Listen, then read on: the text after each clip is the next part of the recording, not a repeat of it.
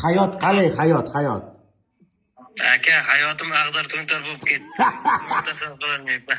Muhtaram prezidentimiz va O'zbekiston xalqi sizni jasorat medaliga loyiq deb topishganda, shu xabar sizga kelganda nimani his qildingiz? Aka, yig'lavordim. Bu ko'zimda jiddan yoshlar suyunchi yoshi. Vafshim boshqacha emasda bo'lib ketdim aka. Rahmat.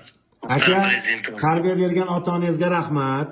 Akajon, sizni jasoratingizni NTV'si ham, RENTV'si ham, ORT'si ham butun Rossiyaga ko'rsatib qo'ydi.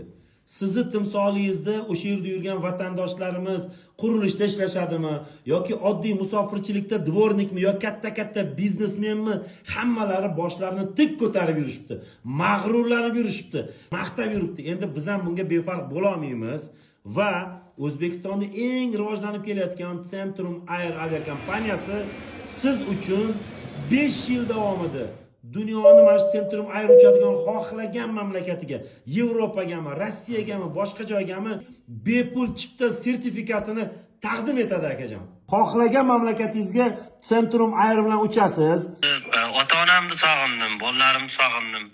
Shu iloji bo'lsa ertaga yozib bersa shu biletni ketardim aka.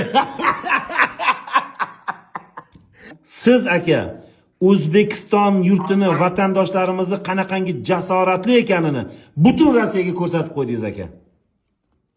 Shunday aka. O'zbekistonni his qilsin bular. Shu gap kelibdi, yurakdan qizartiramiz. Aka, sog' bo'ling. O'zim kutib olaman sizni aeroportda. Bo'pti aka, ko'rishguncha sog' bo'lingizlar.